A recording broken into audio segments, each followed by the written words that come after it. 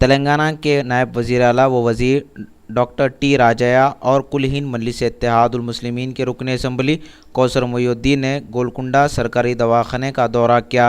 नायब वज़ीर आला ने दौरे में बच्चों के चेकअप्स भी किए।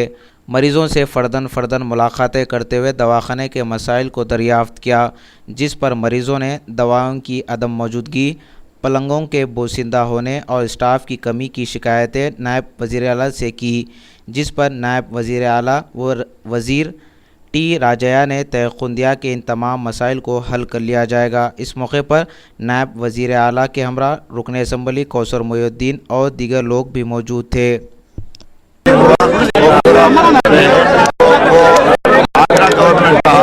आंध्र प्रदेश गवर्नमेंट था, अभी नया तेलंगाना गवर्नमेंट आया, जरूर ये पूरा करने को है।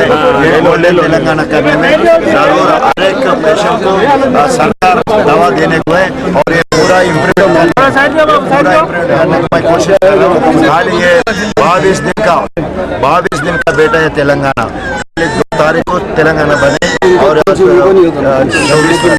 तो खाली 26 उसी बारे में जरूर मैं ये 20 दिन से पूरा फिर रही, इधर फिर रही, पूरा गवर्नमेंट और सरकारी दवाखाना देख रही।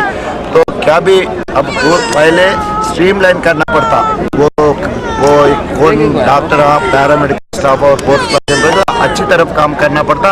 अगर नहीं करे तो departmental action will be taken those who are not working properly, तो उनको निकालना पड़ता, नहीं तो सस्पेंड करना पड़ता, नहीं तो शोकज भी डिपार्टमेंटल को करना पड़ता।